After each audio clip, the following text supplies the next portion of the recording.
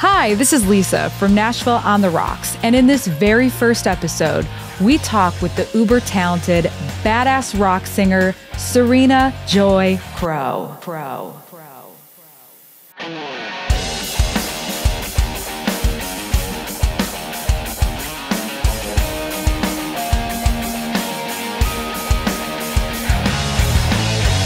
Sarina, I am so happy that you are the first guest on Nashville on the Rocks. Nice. Thank you for having me. I swear to God, I love you so much. When I was getting a list compiled together of people I wanted to have on, like, you were at the top. Oh, man. That means a lot. No, hands down. Like, the 5 people that I named right off the bat, I was like, Sarina, I want Sarina Joi on this podcast. I just cannot wait. You're so good at what you do. Oh. Seriously. Like, I've been saying for a long time behind the bar, and I told our mutual friend Mitzi this. Yeah. I was like, Sarina on stage is my spirit animal. Oh. I was like, hands down, she just has the best vibe. Oh. She has like the pipes, the skill. You are so good with running a show. Oh, thank you. Seriously, you get everybody's attention. Wow. I just want you to know that. That's a huge compliment, considering 90% of those shows you saw, I was wasted. So that really means a lot to me. Well, you know what? You can never tell. I just want you to know that. I got to say that it's a lot. No, you always sound great. Oh, thank You're always you. on point, and you have so much fun with the crowd too. Oh yeah. Gotta have fun. No, you got to have fun with it, and that's so. Forming this podcast has been such a joy because I knew that you would be the perfect guest. Oh. And so, considering you are the first guest on the show, you are my little guinea pig. I love it. But we are going to rock out. Let's do it. Yes, I've got a couple of questions that I want to get into. But first, let's just talk about you for a moment. So you're a Tennessee native. Yes. So Yes. I was born in 1995 in You're a Columbia. I'm a little young. You're a youngin'. I'm like I like everybody calls me an old soul. So my mom is a single mother of 4 daughters. I'm the baby of 4. Oh my God. And I was born in Columbia, Tennessee, which is about an hour outside of Nashville. Sure. Basically, my mother had her tubes tied. She wasn't going to have any more children and thought she had a cyst on her ovaries, and it was me. It was just me. Are you serious? In there. Yeah. And so she kind of was shocked because she had been told that, she couldn't get pregnant with a tubes tied. She was like, it's not happening anymore. Yeah. And my survival rate was actually very low. 2 babies do not survive. That's really rare that they, actually that they, end up carrying to term. And so, my mom ended up having me, and I'm the only one of my sisters that can sing. Oh my God. And, do they know that? Yeah, I think so. I think we're at that point now where they've all let go of that dream of being a singer. But They're like, it's just going to be Sarina's. We're going to let her take the reins on that. So, I mean, my mom, so I grew up in Columbia, and my mom and we just kind of decided, my mom found out I could sing in church, of course. I grew up in a Baptist church. Awesome. And my cousin who played piano, Kenny, who was like my mentor and kind of like the father figure that I like never had. He was like always there, always like, giving me advice, just being a general like parental figure for me. He kind of like realized, he gave me a solo in church, and he realized that like I could like match pitch and like sing, and he like told my mom, he's like, she's really good, and my mom's like, no, she's no way, and he's like, yeah, no, you'll see. And like I did this solo at church, and I remember what it was Jesus Loves Me. Oh, well, I love that song. And thank you. And Kenny does like he was at the time, this was like when like gospel music was turning very secular in a way. Like Kirk Franklin was very popular, so Kenny would like remix these hymns, and Jesus Loved Me, he had like this remix idea. So I was like, okay, sure. So we did this remix, and my mom was just like completely taken with it. And so from there we just hit the ground running with like performing. I did like a lot of political, like politicians in Columbia, they would do like galas. I would go and sing, I'd have like a track. I'd just sing, I don't know, like The Greatest Love of All by Whitney Houston, whatever my mom could come up with. And how old were you? So I started, my first performance on stage, like outside of church, was 10 years old. Wow. And so 17 years I've been on stage. Wow. And my mom, she kind of just, spearheaded that. She put in a lot of energy and a lot of time and a lot of, sleepless nights and just like, I don't know what we're going to do, but she wants to do this. So, wow. Yeah. So I was That's very awesome. lucky because even though my mom was a single mom and she didn't really have a lot, she has a lot. She is my number one fan. Like, nobody believes in me more than my mother. That's going to be something that I was going to ask you later on. Yeah. Your mom has always been so sweet, and I've always kind of gotten the idea that she's like your manager. She is. So she is. She's a momager, right? She's a momager. So my joke about my mother is that she's the Black Kris Jenner. She is that meme of like Kris Jenner where she's like got the camera and she's like, "You're doing amazing, sweetie." Like while Kim is getting photographed by somebody else. Yeah, that's totally my mom. Amazing. My mom is like 10 toes down for me. Like, in all the best ways. Like she's been somebody that didn't know very much about the music industry and just like really observed and was like a sponge. Like any room we were in with music executives or producers or even just recording, my mother was looking at everything. She was standing like a lot of people looked at it like she was being overbearing. Like we would be recording these little demos and my mom would be like standing to the left of the engineer and people would be like, "Isn't that kind of overbearing?" And I'm like, no, she would just be like watching everything he did, like every button he pushed. She's just kind of curious about She wanted to know what was going on and, and at the time when I was younger, I didn't understand. And I often was kind of a jerk about things as a kid because I'm a kid and you want to just like play PlayStation and like go outside with your friends. You don't want to be a singer or you don't want to be a famous singer.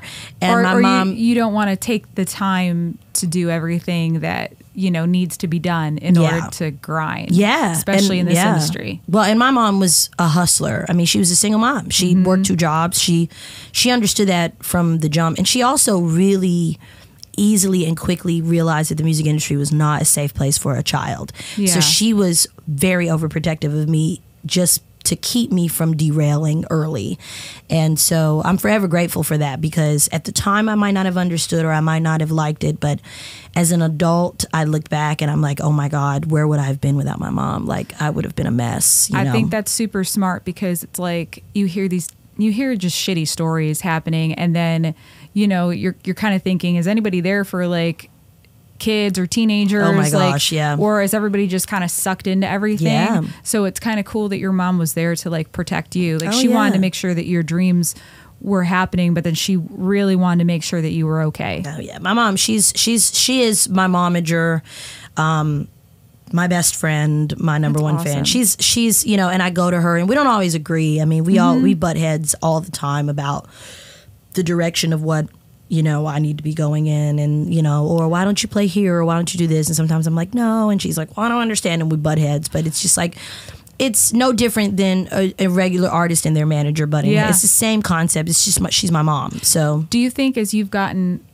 older, like you've grown into things and more about your music and what you want to do and opportunities that you have, are you kind of taking the lead on that more? Yeah. Okay. It took a long time for me to kind of navigate some things in my life. When I was a kid, as it is often so with young artists, a lot of people in your life will kind of drive your direction. Like, you'll have a lot of producers and a lot of engineers, and there's a lot of people that are a lot older than you telling you what you need to do.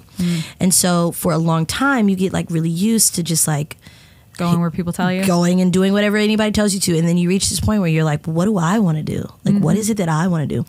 And after like around the time I was like 19, 20, I just was like, I have just been singing whatever anybody else has told me to sing for 10 years. And I'm just so tired of this. Yeah. I like physically cannot do this anymore. I need to sing what I want. I need to pursue what I want to pursue, whether it's playing in certain clubs, whether it's, doing certain sessions. I need to take control of what I think is going to make me the happiest.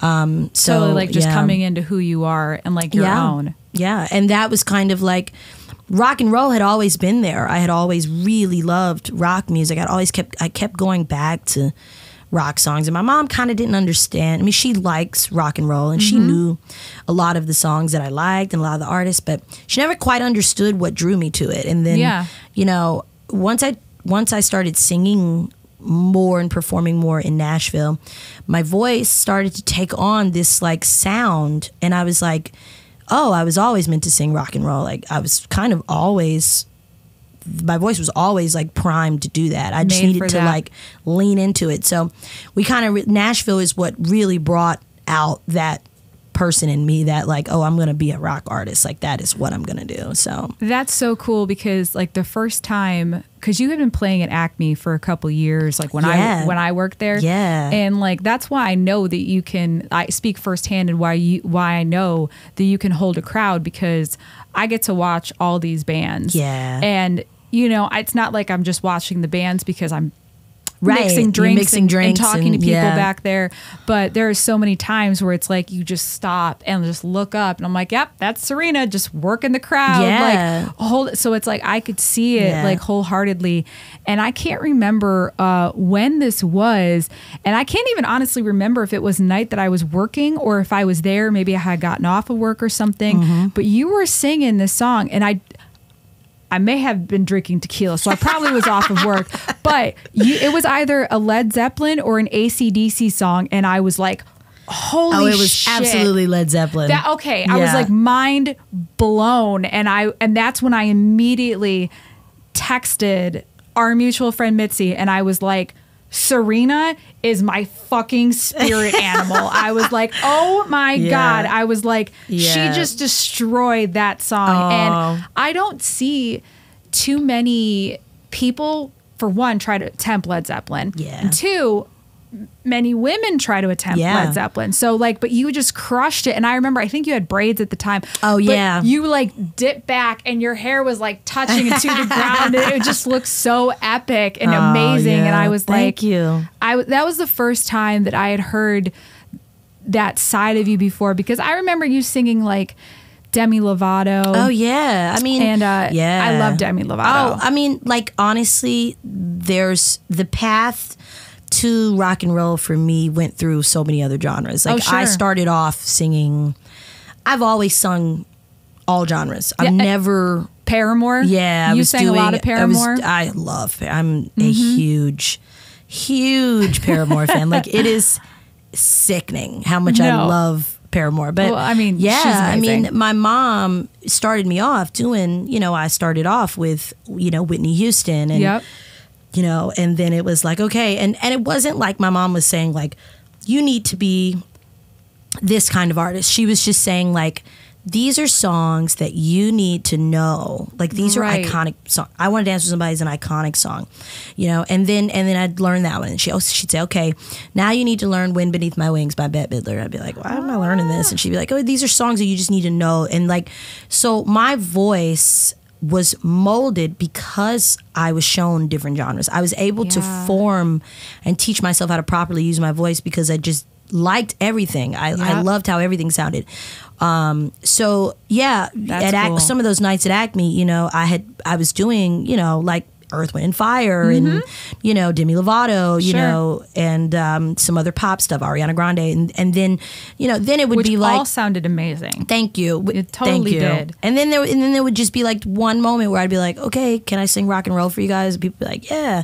And I don't really think anybody in that crowd ever really took it serious. Like I was really going to come out and do like Whole Lotta Love. Right. And then when we would do it, they'd be like, what is happening? They were just like, wow. She can really do that. Yeah. Well, it's just like an extra layer. And, you know, typically, and this is one of the reasons why I wanted to do this podcast, is that every major band that I've been into for the past like 30 years, like someone lives here, you know, and or they've moved here recently. And it's like, I've always been the type of person where I'm like, I love... if my ear likes it, I like it. It does not matter. It doesn't matter. Yeah. But I've always gravitated to rock. So that's one thing where when I still, you know, deal with people that are not from here, they're still just surprised. So that's kind of why, another reason why I wanted to do this was to kind of showcase people. Yeah, for sure. You know, that are doing that working musicians that are here, you know, and the type of genres that maybe is just different from what most people think it is. Yeah. So, all right. So getting into that, like, so when did you move to Nashville? Because you're not too far away. No, I lived in Columbia up until 2019. I moved to Nashville September of 2019. Is it that soon? Yeah. Damn. I got my first apartment because I lived with my mom and my grandmother. I helped my mom take care of my grandma. Okay. And I was like working a day job at the same time. Yeah. So basically, when I met you guys, like at Acme, I was just coming up to kind of see what the music scene was like here. And I had been performing. I had my own band already. We just only performed in Columbia. And so one of my band members, Carl Fields, my bass player, he's one of the original band members of my band. He was bringing me up to see other bands that he played with so I could kind of see how it worked, downtown. He wanted me to really get a grasp of like what it was like to be fronting a band downtown, because if you've ever been to downtown Nashville, it is kind of the Wild West in a way in these bars with people, and they're drinking and they're wanting to song requests, and it's like personalities are flying, and you have to kind of be just like really on. You have to you have to turn the switch on when you're on stage and just That's be probably ready. the best way I've heard that put is personalities flying. That's accurate. Personalities are flying everywhere. And I know a lot of, we got a pretty good, at Acme, you get a pretty good group of people. But, I can't imagine some of these guys that I know that play, down the street. And they get these people that are just, I've been in those bars and seen, I used to play Tin Roof too sometimes. And it would be like, oh my gosh. See, and that was going to be kind of leading into one of the next questions I have is that, so being in the band that you're in, like you've performed with Sam McCrary in the Mix a bunch, and you've performed with your own band. Absolutely, yeah. And so Blaque Top Blonde. Blaque Top Blonde is the name of my band. That is that the same band that you were playing with in Columbia? Yes. So we started Blaque Top Blonde in 2017. Okay. My mom named the band Blaque Top Blonde. I love it. And I met this guy who wanted to play rock guitar. He was an older gentleman and he wanted to start a band, and he really liked my voice, and he said, I want you to become the lead singer of my band. I said, okay. So it started off just me and him. We didn't really know what we were going to do. And my mother knew Carl. Okay. We knew Carl. Carl played bass for my cousin, who is a fantastic vocalist as well. Emmy Seacrest is her name. And Carl went on tour with her, and I opened up for the tour. So we already knew Carl. And so my mom was like, I'm going to call Carl and see what he thinks. And so Carl came in as like a music director kind of guide for me. And then we hired a drummer, we hired a guitar player, and another guitar player. And we did one show, and people just really responded to it. Totally. And so my mom was like, you should just do your own thing. So I did my own thing. And my mom, I said, we need a name. And she called it, my mom said, Blaque Top Blonde with a Q. And I was like, where'd you come up with this? Yeah, where did she come up with it? And I still don't really know what it means. I love it. My mom, her explanation was that it was meant to signify like two white guys and two black guys in the band. Like she always wanted it to be like racially diverse. I don't know. That's funny.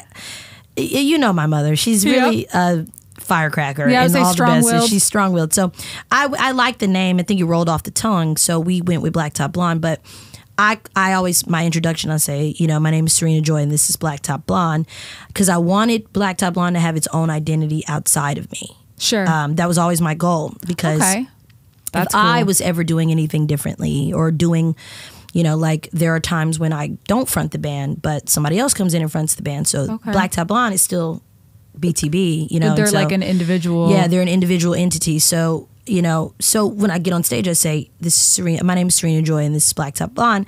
And then I say, or you can call them BTB for short, because BTB just also rolls off the tongue just like that. Well, it's a pretty cool name. What do you think, Dan? Yeah, Dan, what do you think? I think it's fabulous. Just chiming in here. That's our wonderful engineer over there. Dan. He has so much knowledge about so much music. Oh my gosh, but yeah. I love that name too. And when you started bringing Blaque Top Blonde, into Acme, Yeah, and shout out to Carl Gaddy. He booked us there. I loved it, and I gotta tell you, shout out to Carl. He's so good at what he does. Yeah. If you guys are in Nashville, check out Carl Gaddy. He's awesome. He's awesome. He knows a lot of people. He's a really good dude. He's a good dude. But that's when I noticed that, and again, I'm all just like a bystander in this, where I'm just like, seeing you like, I think I remember some of your first shows at Acme, and I was just like, she is really coming into her own. Wow. And then you're bringing your own band in. Yeah. That was like the first time I ever came to Nashville. The first bar I ever went into was Acme. That's cool. And I saw Sam in the Mix, and I didn't know Sam in the Mix at the time. I wasn't singing in the band. Carl was introducing me to them. He was playing with them. Okay. And I actually sat in with Sam at Acme multiple times, where I would just go up and sing a song with them. I remember. And, I was forming a relationship with him just as a friend. We were just getting to know each other. And I remember when we started playing in Nashville, the first gig that Blaque Top Blonde ever had was at Snitch in Printer's Alley. Okay, yeah. So we booked a Tuesday night. We had a Tuesday night residency there in 2019. Mm-hmm. And to circle back around to Sam, this is how interesting relationships work in Nashville. So I was already performing in Nashville prior to bringing Blaque Top Blonde there with the BB King's All-Stars band. I was in that house band. Yep. Still in we're the Nashville All-Stars now. I still sing in that band. That's cool. Primarily an R&B soul pop band. That was the house band at BB King's, formerly on 2nd Avenue. And I got that. Yeah, R.I.P. 2nd Avenue. Gosh, yeah. Ugh. So I got that gig because their guitar player saw me sitting in with Sam in the Mix. Okay. And was like, I think your voice is incredible. We need a female singer.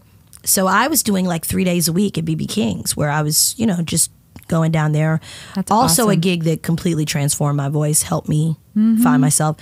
And I was doing rock and roll there as well. They were letting me do, Janis Joplin and That's awesome. the Beatles at BB King's as well. And so then I booked the Snitch residency with my band, and Carl Gaddy came in because Sam and his wife, Lisa McCrary, brought Carl Gaddy in to see me at that's Snitch. awesome. And they were like, this is our friend Sarina, this is her band. And so all these connections that I made, that I was just going to see these people play and just getting to know them as people, those are connections that ended up finding me my first couple of gigs in Nashville and leading, turning into Blaque Top Blonde being in Nashville. So I played my first gig at Acme. I don't remember exactly what day it was. I think it was a Sunday night. Mm-hmm. I think I played 7 to 11 on a Sunday. Mm-hmm. And I think it was like football season or something, because I have this video of me and I'm wearing a jersey. And me and Carl is wearing a jersey too. We're all wearing jerseys. So I think it was like the playoffs or something. Probably. And it was 1 million people in there. Yeah. And I still have the live video. My mom still has it. And so many people came out that night, and it was like one of the most insane shows I've ever played at Acme, still to this day, one of my first shows. Yeah, that's awesome. And it was like, okay, like we hit the ground running. And so from there, we just really worked on keeping the show entertaining for people, but also staying true to the fact that like I wanted to do rock and roll music. That was always a thing for you. The plan was that we were eventually going to do straight rock and roll. So that is just so crazy to see that and to be on the outside of that. Yeah. Now, so tell me, so you're okay. So this is like, I'm kind of jumping ahead, but considering that we're already on this topic. Yeah. So you've traveled a lot. You've done a lot of things. You've toured with some singers. You've done background singing. Can you just give me an idea of if there's a difference between, now you've played downtown for a long time. What's it like playing downtown in comparison to like touring with someone or playing other gigs that are not downtown Nashville? So playing downtown Nashville is interesting because it's more so like you hear these guys really describe it as a shift. You know, you see that on Facebook. I'm doing a 10 to 2 shift at Tin Roof, or, you know, at, you know, I don't know, Rippy's or what have you. And that's really what it is. It's a shift downtown.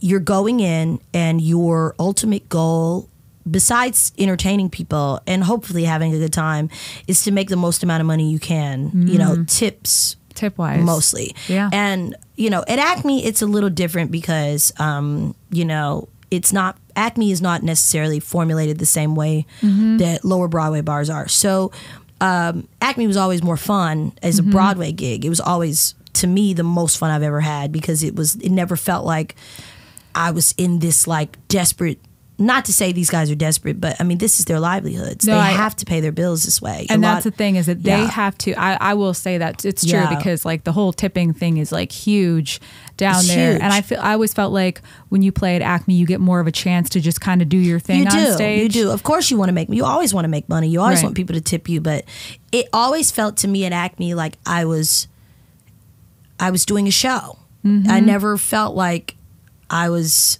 pressured to like, you know, do a bunch of requests. And even if I said no to a request at Acme, it was like everybody in there had my back. Like if I said no, like everybody else was like, okay, no, she doesn't want to do it. You know? Don't want to do it. And so that's kind of the idea of working downtown, is it's a lot of working, so to speak, being a downtown musician.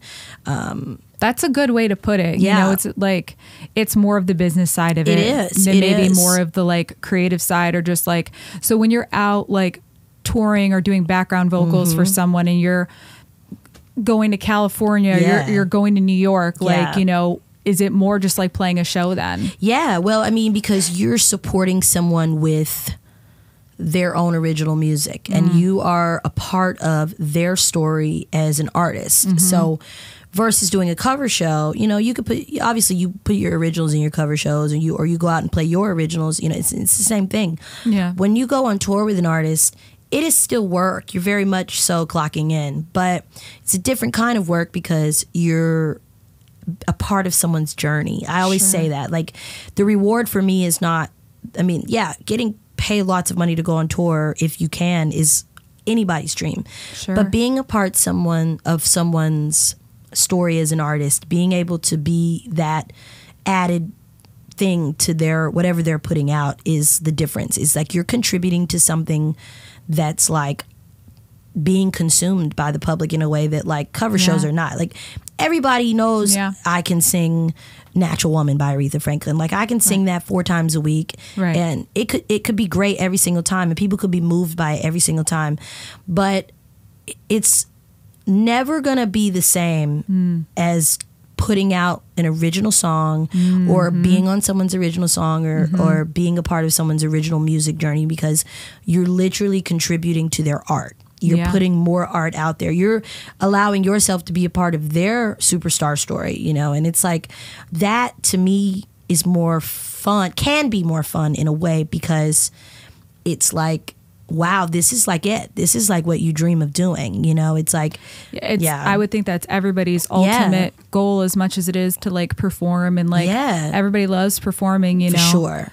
I had an old voice teacher tell me one time, he was like, we love performing in front of people. If not, everybody would just sing in their shower all the time. For sure. But to be a part of that is a totally different level. Absolutely. So that's really cool to like hear that. Oh, I love playing downtown. Like, don't get me wrong. Like, it's always a fun time. I don't take gigs that are not fun. I don't like to feel like I'm not having fun. Yeah, because then it's like, what's the point in that sense too? I mean, you know, it's that delicate balance between finding like work and enjoyment. You know, there's so many more questions I want to ask you, but I think that what we should do is do something fun for a little bit. Yeah, let's do it. So you know, this is fun though. This is fun. Come on, you're Lisa, right. This is really fun. We're gonna take it up a level. So you know that the amount of times I've seen you, I'm usually on the other side of this thing called a bar. Yeah. Yes. So I wanted to bring you here too, so I I know you like tequila. I do love tequila. So would you be okay if I taught you how to make a drink? Let's do it. Okay. All right. I think this will be fun. And I kind of got an idea of what you like. So this is something that you could do at home if you wanted to. Nice. But I just I wanted to put you on the spot and see if you would like this. I like it. Okay. Good. Let's dive in. All right. Okay, we'll be right back.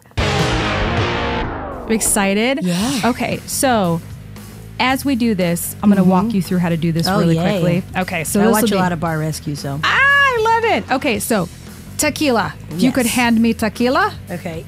Wonderful. I didn't realize I put it so far. That's okay. Across the way. Okay. So this is what I'm going to give you. I'm going to give you your shakers. Okay. Oh, I have to shake something? Yes. It's going to be great. Okay. Okay. So this is exciting. What I'm going to ask you to do. Yeah. Put my mic here. All right. Actually, large shaker, please, madam. Okay. I'm going to drop a few of these raspberries in here. There you go. Okay. I love that you like building it for me. You're like, You know, I'm going to show you what to do, but you can't be trusted. but, you can't, but here you go. Oh, okay. I know what this is. Yes. This is for muddling. This is for muddling. So we have in front of us some raspberries that we are going to muddle very gently. So what I like doing is, because I'm a weirdo, I like muddling with a juice because I think it's really nice. So I'm going to take one of these limes and squeeze it in. Okay. And then you grab one. And so we'll just squeeze it in the tin. Okay. Okay. And then you can throw that anywhere. It doesn't matter. Yeah, no, I would never do that. And then you're going to take the muddler and just muddle gently. We don't have to mash the fruits because these are going to fall apart easily, just a few times. So not too hard. Yes. So don't take my anger out on this. Yes. Gotcha. Okay. Now what we're going to do is build it with the liquor first. Okay. So we're going to do, because I like mine pretty boozy. So we're going to do 1.5 ounces of tequila. Shout out to the show I have to do in 4 hours. It's going to be great. There you go. You pour that in yours. Okay. Heck yeah. Okay, turn that baby over, that jigger. Okay. Turn it over. And then you hand it back to me. Okay. Now you're going to pour this into yours. Okay, and you can set that down at will. Okay. And now I made some homemade simple syrup, which is not hard. Whoa. Yeah, it's just a 1-to-1 ratio of sugar to water. But if you want to make, I tried that once and it did not go well in my house. we can go over it again. Yeah. Okay, so I'm gonna do like 3/4. Because a little bit of lime juice goes a long way. Yeah. And like we don't have like sour mix here, so. So my older sister is a bartender. She's been bartending for 16 years. Oh, seriously? 17. How long has Yentl been bartending now? Shout out to Yentl. I don't know how long she's been bartending actually at this point because I've lost count of the years. But holy shit, so she would be so proud of me right now. Yeah, that's the thing. It's just that like, all right, it's fresh, so you can do one of two things. You could like, here you go. You can squeeze that lime. You can like get like a juice squeezer and like squeeze that and get like really good like forearm muscles. Yeah, I actually do have like a juice. Okay, so that's not that hard. Or, I forgot to bring mine up, so this will work just fine. Okay. And then you squeeze another one. Oh, okay. Sorry, we're making it real messy for you. I know. Sorry, Dan. And then we're going to take some ice. And my hands are clean other than the limes. Yeah, for all you germaphobes out there. Right. Here we go. Just put it in, and then you get another one. Okay. So, I'm going to take this top. Okay. Put it in there. All right. Okay. Now we're going to shake it. At least 10 or 15 times. Ready? Okay.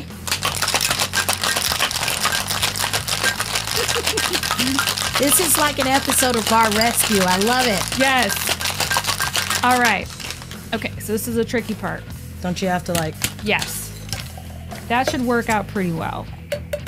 You did it. I know. Did you like that I already knew that you had to hit the side? No, I love it because sometimes the tins get stuck because they're warped or whatever, and I'm at the bar and I'm like, I swear to God, I'm not a newbie. And I'm like, it doesn't matter anyways. Okay, so the good thing. Oh, do you want sugar on your cocktail? Sure. Okay, so I have a red sugar rimmer. So what I will do is just take one of those limes. It could be an old one, it could be a new one. Okay. Take an old one because I'm conscious of waste. And just rim it in here so we get a nice little look. Okay. Damn, we probably should get a picture of these afterwards. They look pretty good. Yep, just roll it. There you go. You're like a pro. Listen, don't tell me that. Don't tell me that. All right, and then we're just gonna pour it right in. So with margaritas, you don't even ever need to like strain them. That is pretty. That is pretty. So because, I mean, there's extra going on here, but I like feel really good about this. Now, hopefully it's boozy, but not so boozy that we're not gonna be able to drink it. Okay. So I think what we can do is let's take a sip first. Okay. Oh wait, cheers. Thanks for coming on the show. Yeah, thank you. Yeah. Hell yeah. All right. That is good stuff. This is good. Oh, I love that. Probably have some red sugar on my lips, but I don't care. I love that. Oh, this is like my mom's thing. She would love this. This is going to be a lot better with a straw Yeah, because of the... the raspberry, but that is kind of a nice touch, though. No, that's not bad. That's pretty good. Babe, you want to take a drink of this? Take a swig? No, I got important things to do with these buttons. But thank you. You're I'll welcome. try Like, some later. Dan's like, I can't be drunk. I have to press all the buttons. Right. Okay, so I'm going to make sure there's nothing, no sugar on me. Is there any sugar on me? I think you're fine. I mean, Okay. yeah. All right. So, all right, let me pull this back up. That is so yummy. It is yummy. And you can do whatever you want. You can put another lime in it. You can do whatever. Yeah. Drink it as you like to go. Look at these. First of all, these cups are really big. I didn't realize how big they were. These are some large cups, but So Steven from Patron gave these to me as a gift. wow. And I didn't realize. I keep forgetting how large they are. So here we are. All right, so tequila. Okay, so Love now that we have our drinks, now that you've made this drink, Yes. see, and what you can do for next time is like, I could totally nerd out on this, and I'm totally not even going to, but you can make like a raspberry simple, and then you don't have to deal with all the little stuff. The muddled raspberry. Yes. Yeah. Okay. I kind of dig it. So I like it. I know it's fresh. Now, coming back into talking about Blaque Top Blonde and like you wanting to do rock, see, that opens up a whole other large amount of questions that I have, but I'm going to try to keep them concise. Okay. For everything. But how do you feel it's been being like a female rock singer, let alone a Black female rock singer? Well, it's been a journey. I bet.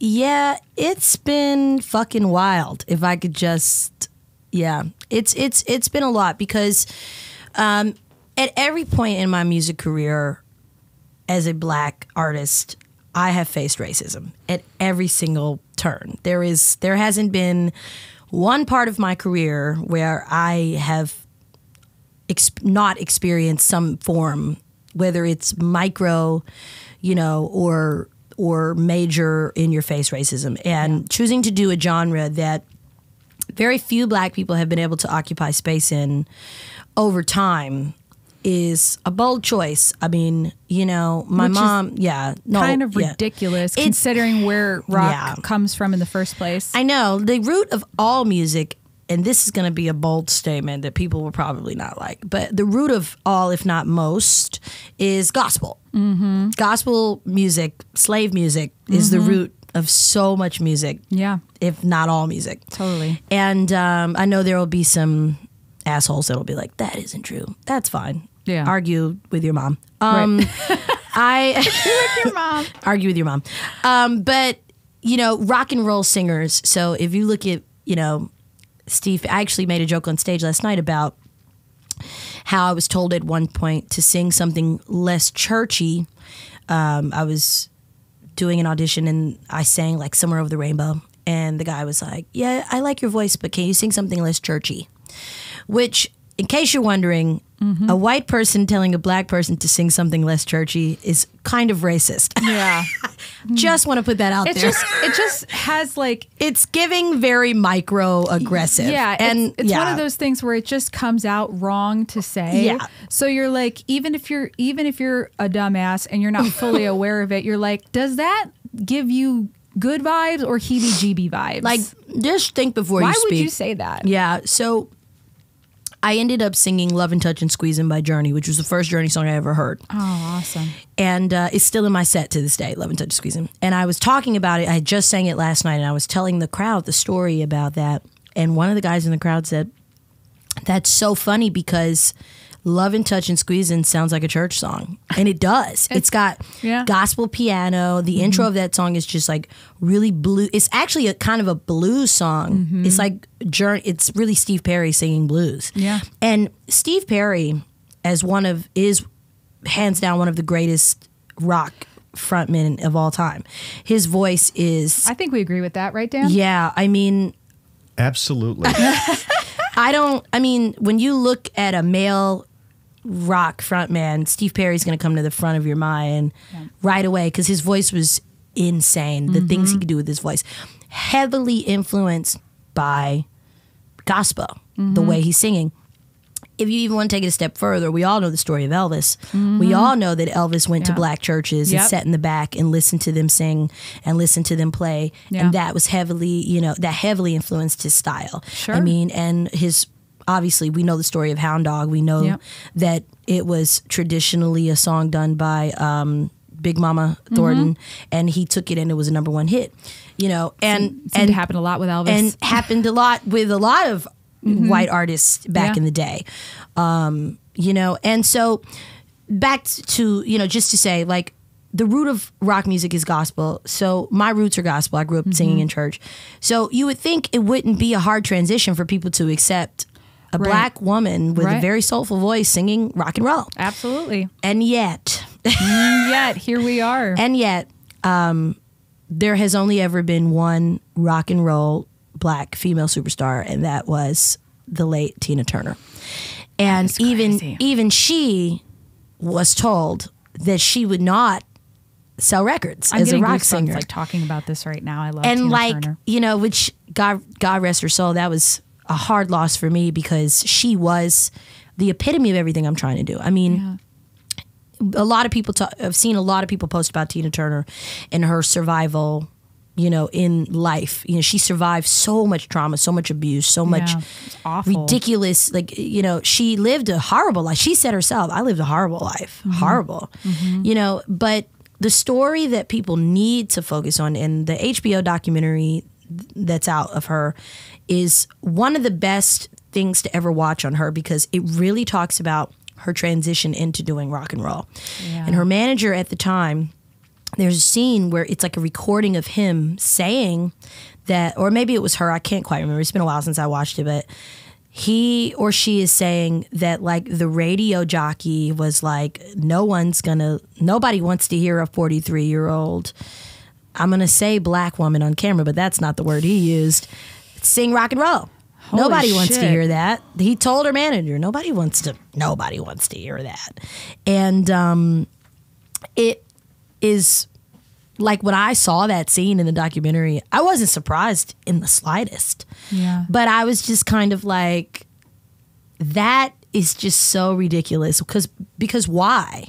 What is the reason? Why is it so hard to see? And what I face when performing, I play at Bowie's every Thursday, Blaque Top Blonde. We've been there for a year, and we do strictly rock and roll. I do strictly arena rock, Aerosmith, Foreigner, Def Leppard. Love it. And most Thursdays, people are just overjoyed to see anyone covering this music and singing it well in a rock club. It's like, and especially people that are older in their like 40s and 50s, it's like they're reliving their past and they enjoy seeing me, somebody that's 25, 30 years younger than them. Yeah. You're enjoying it too. I'm enjoying it and I'm trying to do right by the music, do it justice. And so most of the time it's great, but a lot of the time I get somebody that will walk right up to the stage and say, "Can you sing Aretha Franklin?" And it's like, I love Aretha Franklin. Right. Also a rock and roller in her own right.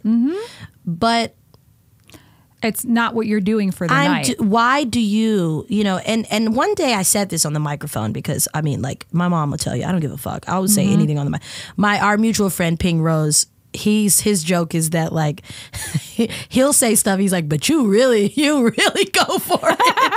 And I do, because but people love that about you. Listen, if I can't keep it real during my own set, like, I don't have a chance in this industry. Yeah, 100%. And we've seen so many artists be stifled, and I'm not gonna do that. If you can either like me for who I am on stage, or you don't have to listen to me. That's really, it's your choice. But I've told somebody once, I said, why would you come up to me and ask for, you know, Aretha Franklin, and I've been doing rock and roll for the last hour. Like, why? And they were like, well, I just think your voice would be, you know. And I said, I said to him, I said, I understand that, but why does it not click to you that, like, I'm doing a very specific thing right now? Right. Like, why don't you like what I'm doing? And they were like, no, I like what you're doing. And I'm like, but you don't like what I'm doing because you're still trying. I said, if you think about it, you've been listening to me sing Steve Perry, you've been listening to me sing Joe Elliott, and all these major rock artists, all these rock artists that are influenced by people like Aretha Franklin and B.B. King and James Brown.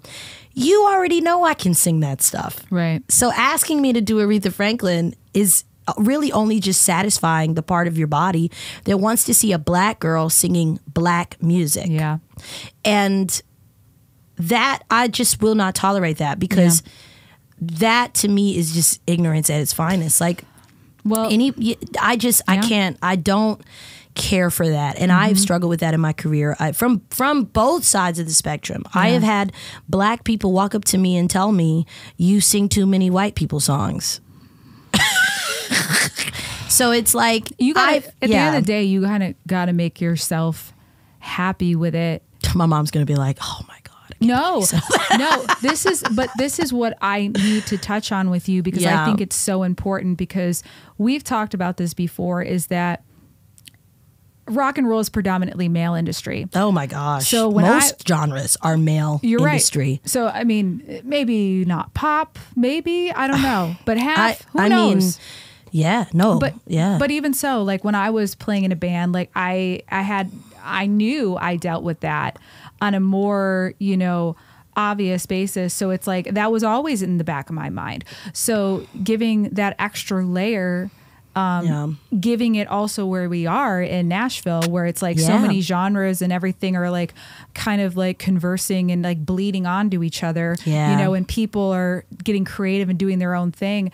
So it's almost like there's no room for that. People want to put you into a box. Oh, they always do. Yeah. Like, they want to be able to understand so they can compartmentalize it, because it's not just enough for them to see what's in front of them. Absolutely. Because if they go and try to tell the story to someone else, like, it's going to come out with this whole like weird thing. And that's the whole point of being an artist. Absolutely. It's like going past genres, going past what other people think of you. Because any artist can take from any genre. I mean, how many times, and right now we're in a renaissance of pop artists that are going back and grabbing sounds and vibes from like the 80s. Like the biggest person that really has done a masterful job at this is Miley Cyrus.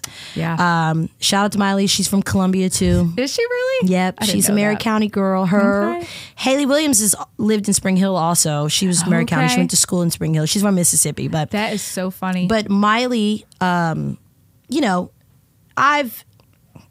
I love Miley Cyrus. I will be the first to tell you, there is no one that respects music more than Miley Cyrus. Yeah. And I'll get flack for saying this, because, you know, she had her moment where she like was finding herself and doing, you know, hip hop and like kind of experimenting, but like ultimately she ended up right where she belonged, which is doing like rock and roll, kind of like 80s nostalgia, you know, pop sounding, you know, and it's really cool how much respect she has for that sound, you know, doing like collabs with Stevie Nicks. I mean, like, and combining their songs together and like understanding that her voice fits that style and being able to have #1 records. I mean, Flowers is not a song that fits the pop mold in the slightest. It's not really like your traditional 2000s pop song that like kids would like latch onto.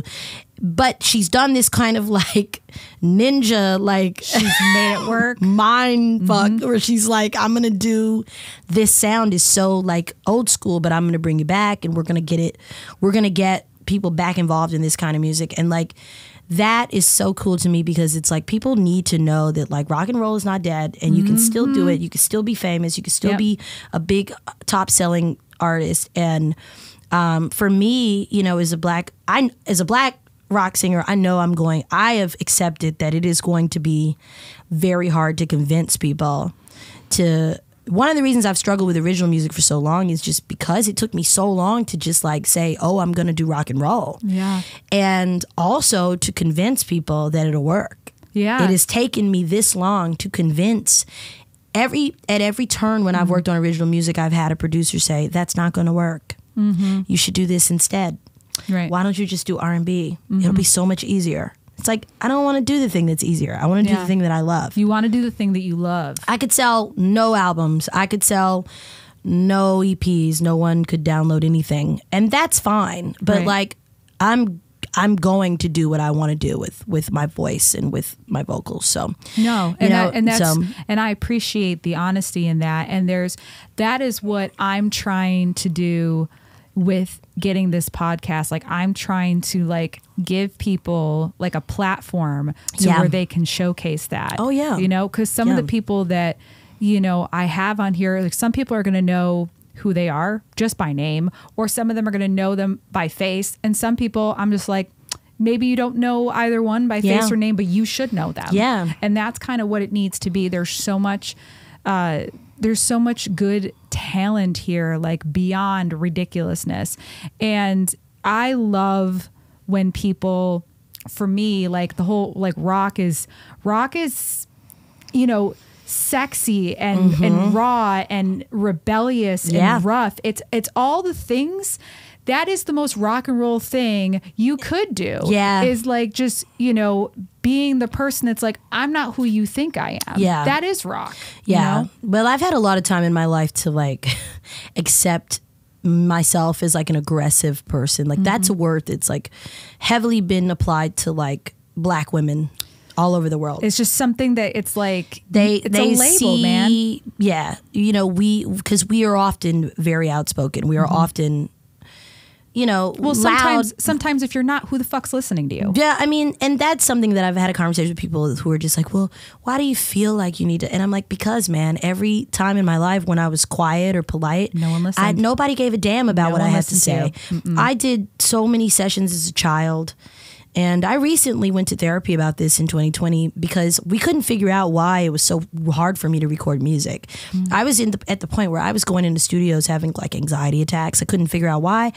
And I talked to a therapist and she was like, I think you have post-traumatic stress disorder. Yeah. Like, I think you went through some things as a child that you forgot about. And being in a studio triggers that. And I realized that, like, she's not wrong. Yeah. And while a lot of these producers helped me and guided me in a lot of ways, they also kind of hurt me in some ways too. I mean, I was spending hours, and I love my mom, and I love these people that offered their help to guide me and mold me as an artist. But there were times where I just wanted everybody in the room to listen to me. And I did not feel heard, and I did not feel like I felt like no one cared. Like, oh, she doesn't want to sing for 8 hours today. It was like, oh, well, you need to do it. And I felt a lot of pressure to do it because they were offering, they're offering this for free. You know how much money this would cost for other people to record. And so I would do it. And it was like kind of traumatizing me, you know. And I've had compliments in sessions of, oh my God, you're so accurate. You're so tight. And I'm like, thanks. I only had to suffer 9 hours as a 13-year-old in a studio to get this good. Really? And I'm healing now. I'm learning to let it go. and learning to move forward in my career. But so much of what held me back was just feeling unheard. And so I think what attracts me to rock and roll is that it literally is a genre where it's loud, it's raucous. People have to listen to you. They have no choice. Yeah. They have no choice. You can't really ignore rock music. No. Like when you're at a rock concert, like your senses are overloaded because it's rock and roll. Yep. You have to hear what these people are singing or saying or playing. And that is what attracts me to that style. It's like you get your own voice. You get your own voice. And I have been looking for my voice for a very long time, and I finally feel like this is like, you know, and the more I've been playing straight rock shows, the more settled I feel as like a vocalist. And it's kind of funny because like I play in a jazz band like Mondays and Tuesdays. Like hey, every that's nice. week. It's like a different like, and I'm like wearing setup. like a cocktail dress and like, you know, and like heels, and I'm like singing like Anita Baker. And like Anita Baker. people are like, Dan loves Anita Baker. I love Anita Baker. I love Anita. One of the first songs I ever performed was Sweet Love. That was one of the first songs I ever did when I was like 14. And so I'll do that stuff, and I like that stuff too. And then I'll meet people and they'll say, where can I come see you? And I'll say, oh, I play at Bowie's on Thursdays. And they'll come down to Bowie's and they're like, is this the same girl? And it's like, but they're like, you look so much more like yourself. You seem so much more like yourself here. And I'm like, because this is the music that I love. And this is the music that really moves me. Yeah. Like really internally makes me feel good inside. And so, you know, that is so good to hear. I am of the belief that there will always be obstacles as you know, women in the industry and as a black woman in the industry doing a genre that they just don't I mean, Tina Turner was my only reference. For sure. You know, and so it's going to be hard. And I know that, which is why, you know, I want to do it. I'm kind of like wired that way. Yeah. You're kind of, you're not going to back down from it. Like you're like, it's almost like a challenge. You're like, okay, bet. Yeah. Watch well, and this. It's been hard for any woman in rock. It was hard for Joan Jett. It was hard for Stevie Nicks. It was hard for Ann and Nancy Wilson. Every major female rock artist has struggled to put it. Melissa Etheridge. It's been hard for all of them. And that's why the list is so small. Yeah. Because it is so hard to be taken serious doing something on stage that traditionally men are. And that's what people see. Yeah, men in rock is normal. Yep. To see a female rocker go up there and keep up, whether it's playing a guitar, a lead, you don't see a lot of female lead guitarists for that very reason, because it's like a lot of people don't want to take them serious. A lot of people don't want to see them. They're uncomfortable with it. It doesn't make sense to them. And it's the thing that people are talking now about, like representation. You know what I mean? Like when I was younger and I started first getting into like bands and music, like Amy Lee was the first person that came out. Amy Lee. So when I was that age, you know, and I was just like, I like Guns N' Roses was my first musical influence. Yeah. That was my first rock exposure. I had to learn everything after that. Like everything that came before, I had no knowledge of. Yeah. So like that was, you know, she and her band, that was like a learning moment for me. I had to learn, like I grew up in their Nirvana, like Marilyn Manson, like Pearl Jam was a little bit before me, but like still I grew up in the 90s, like into the 2000s, but I didn't know anything really before then. So I had to kind of learn everything. And I didn't know anything about Heart or Pat Benatar. I mean, Pat Benatar, people would throw around, you know, still she's a fantastic voice. People still don't feel like she's a rock girl. Like there are people that feel like she's too pop. Yeah, I've had this argument with people on stage about Pat Benatar, and I'm like, on stage, of course. And I'm like, have you ever seen this? Have you ever seen a video of this lady singing? She is a fucking rock star. Like her voice, so gritty, so powerful. Like whatever. But it's people are stupid. People are stupid, and that's the thing is that like it comes back to that. And this is like a good time for us to turn to talking. So you were on American Idol. I was. 4 times. 4 fucking times. 4 times. 4 times. The first year I was on American Idol was season 10. Okay. Scotty McCreery won that year. Okay. I vaguely remember this. That was when American Idol came to Nashville the first time. And the first time in a long time. They hadn't been back in a few seasons. And I auditioned. That's right, when they were taking the break, and X Factor, I think, was... X Factor kind of came into the picture. Yeah, for a little bit. But the big story that year was that they changed all the judges. Season 10 was the first year where there was no Paula, Simon, or Randy. Okay. And they had switched all the judges. It was Keith Urban, Jennifer Lopez, and Steven Tyler. Huh, interesting. And so what happened was my mother and I decided to audition because I had a teacher that taught social studies. I was in the ninth grade. Yeah, the ninth grade. And he ended up leaving his position, but he loved my voice. And he said, whenever you're old enough, because at the time you had to be 16 to audition for American Idol.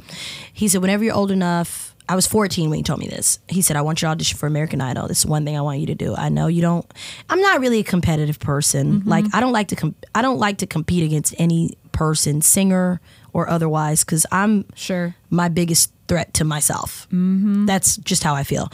So he told me to audition. I said, okay, I'll do it, when I turn 16. Well, then American Idol changed the age to 15, which I now think 15 is a little too young to be on a TV show. But at the time, you're like, yes, I have an opportunity. Yeah, my mom said, do you want to do this? And I said, sure. So we went downtown. We auditioned at Bridgestone. That was where the cattle call audition was. And that was actually the audition where the gentleman told me that I needed to sing something less churchy. Was that first year of American Idol. Oh, shit. And I did the... I made it through, and we didn't think I was going to make it. Not at all. Me and my mom were very honest with each other about that. We did not think I was going to go through. And so I ended up going all the way to the top 100 contestants that year. Okay. I met some of the most incredible people that I'm still friends with to this day. That's cool. Almost like family to me. We visit each other. Then I was like, okay, cool. I did American Idol. I'm in high school though, so I need to like focus on high school or what have you. And the following year was season 11, which was Phil Phillips' season. I set that year out, and my very good friend DeAndre Brackensick, he goes by Dre Scott now. He went on that season. He made like the top 8. Nice. And we stayed in touch, and he was just, you know, we're still like, he is like my brother. Like, we are family. And he was like, you know, you should go back. You should go back again. So I went back when I was 17, season 12.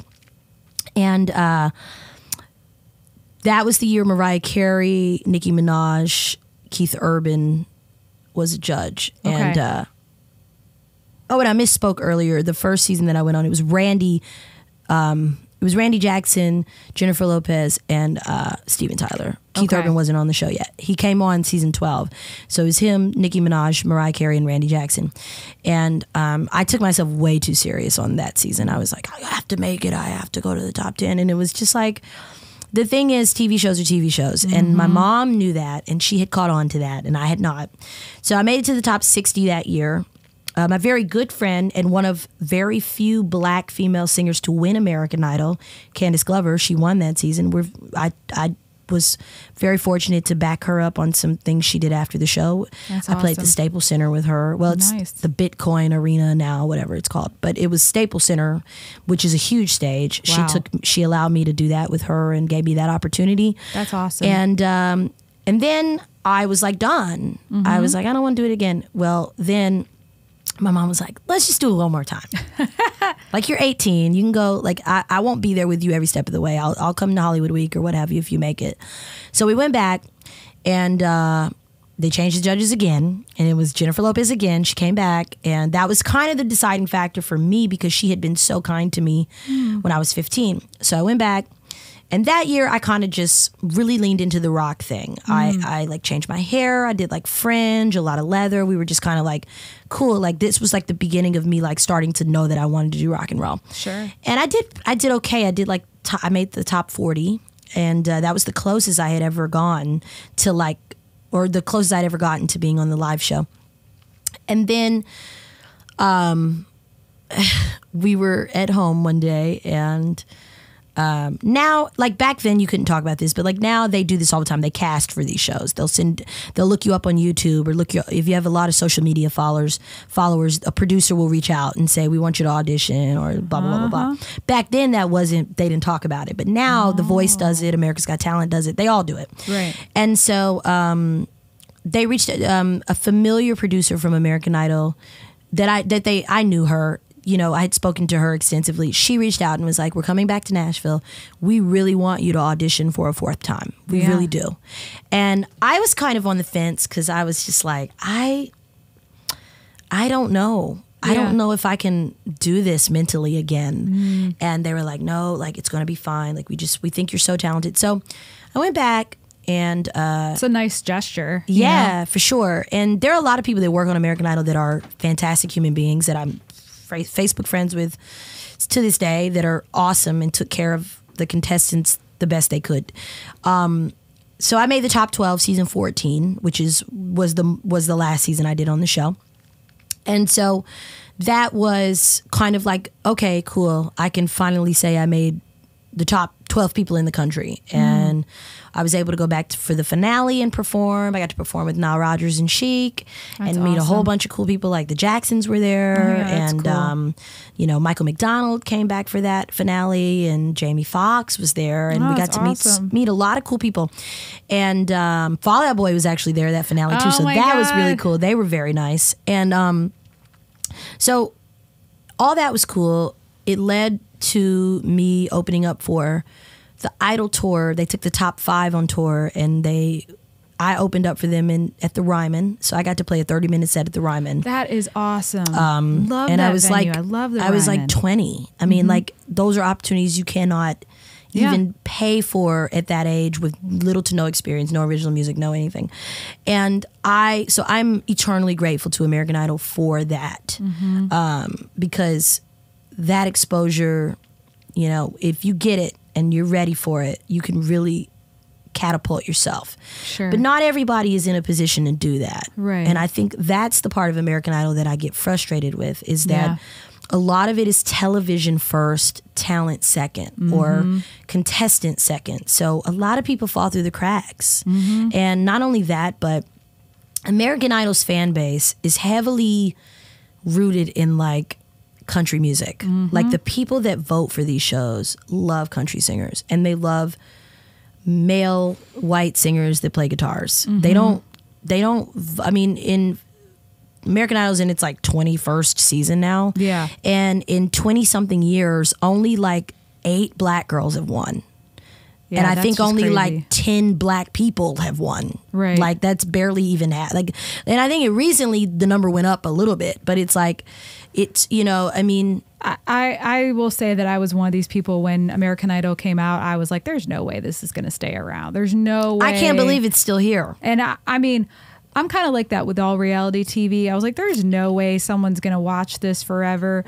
But that's the thing, is that like, because it is a television show, like they're in for ratings too. They are, and 100% in for it, for the ratings. people get used to a certain extent, you know, and not saying everybody has that experience, but no. And I know people that their time on American Idol, they speak fondly of it, and that's okay. But it is, unfortunately, you will find more people that have this story than those that don't. Right. And, you know, it is what it is, right? Like I enjoyed the people I met on the show, and I had a good time on the show, but I also had not a good time on the show in a lot of ways. There's a lot of mental distraction. There's a lot of puppeteering that's happening behind the scenes to create television. And these are people that are putting everything on the line to sing. Like a lot of these kids and and even these adults are putting their lives on hold to compete on the show that they think is going to change their lives. And back when Kelly Clarkson and Jennifer Hudson and Fantasia and Ruben Studdard and Carrie Underwood were on the show, very early days, very early, American it Idol did change their lives. And American Idol stuck behind those people. The labels and the management that they have, they put time and effort, because essentially the idea was you're taking someone off the street and turning them into a superstar. Right. Yeah. But now they don't care about that, because it's like, now in the age of social media and TikTok and Instagram, everybody can have their own thing. You should already be a superstar. We just want you to already be a superstar, and then we'll put you on TV. Right. And then after that, it's up to you. And it's like you're on your own. And like we know that, right? Like like you and I understand that. We live in Music City. We know what it's like. Yep. But some of these people they're hoping American Idol is going to do that for them. That's right. the point of them. They're living in little small towns where they wouldn't have the resources. So to me, there's a certain responsibility American Idol has after the show is over to do everything they can to continue to do what they did for Kelly Clarkson and do what they did for Carrie Underwood back in the day. Yeah, times have changed, but the industry has not. Right. Not that much. Right. The only thing that's changed with the music industry is social media. Yeah. And so there's a lack of A&R. There's a lack of artist development because they feel like they can get on TikTok and see somebody that's got 50 million followers and they can sing, let's just throw them out there and they'll make the money for us. Exactly. It's like a package deal at some point, but this time the packaging isn't coming from American Idol, it's coming from the person. You have to already have himself. your package ready to go before you even go on there. So you see a lot of artists, I know a lot of artists that have record labels that do America's Got Talent and The Voice because the label is failing them. Yeah.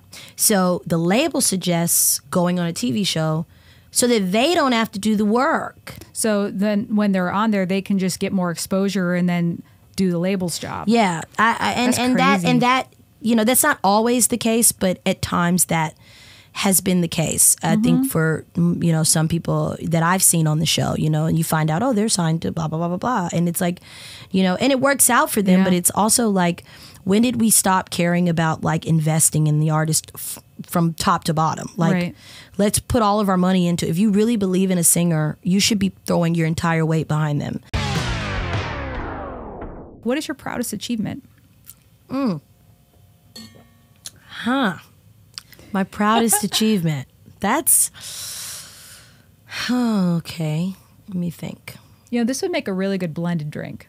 I know. I'm thinking I got to put this in a blender next time. Yeah, like a frozen situation. A frozen one. Yeah. So much better. I think my proudest achievement thus far is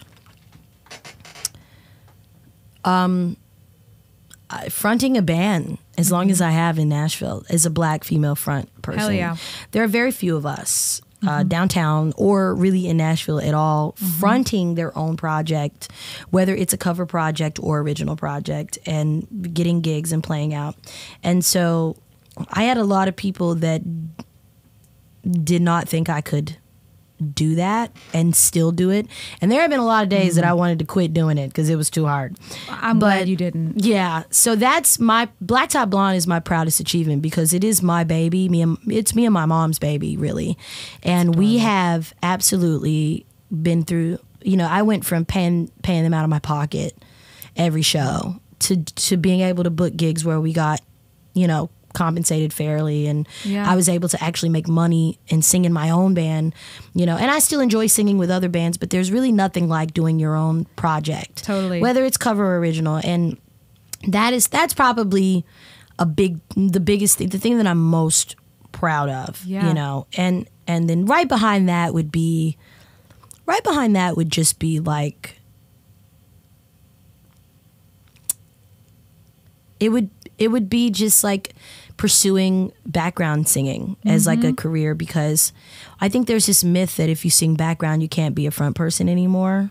You can't do your own stuff. So many fucking myths, man. It's just weird.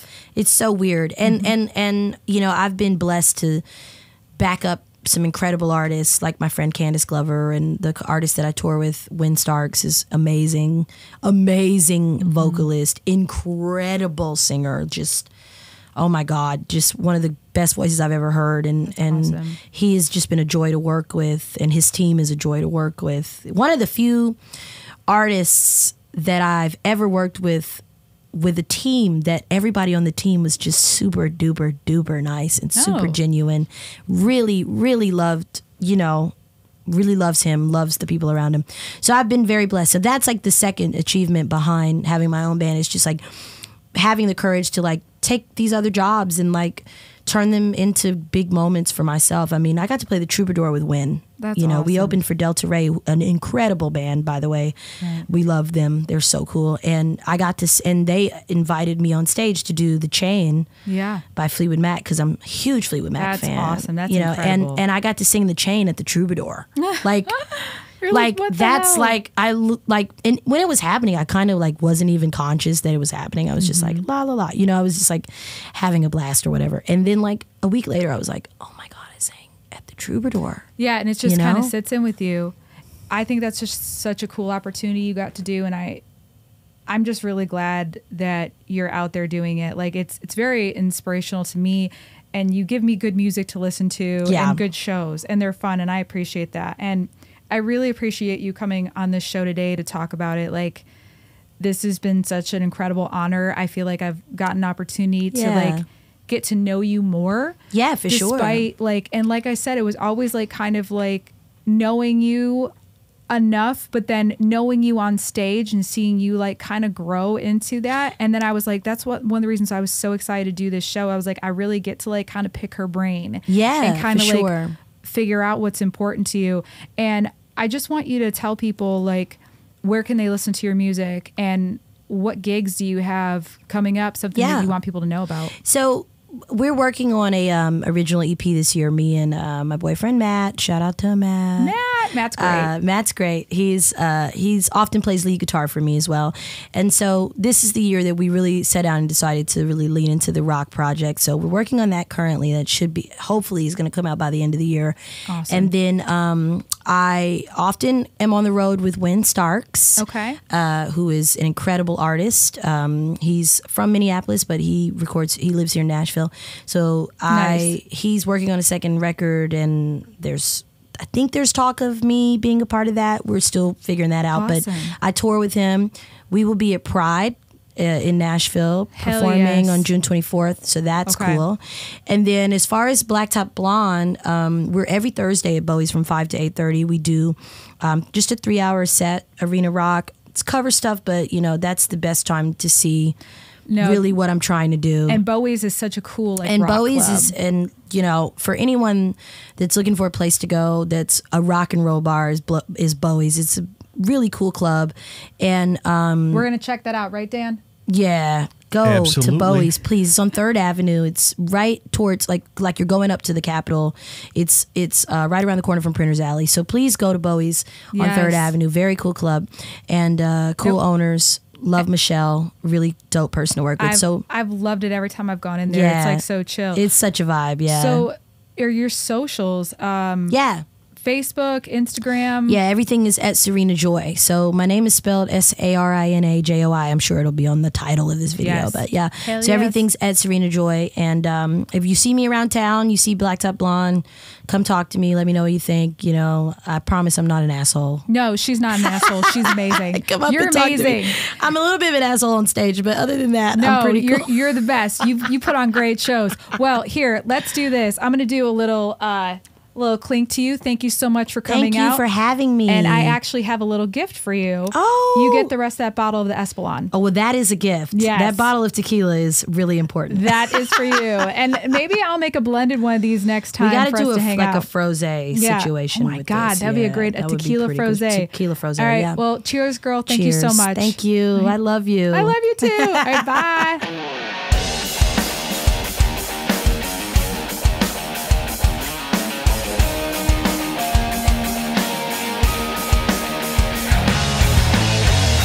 Hey you just watched the very first episode of Nashville on the Rocks.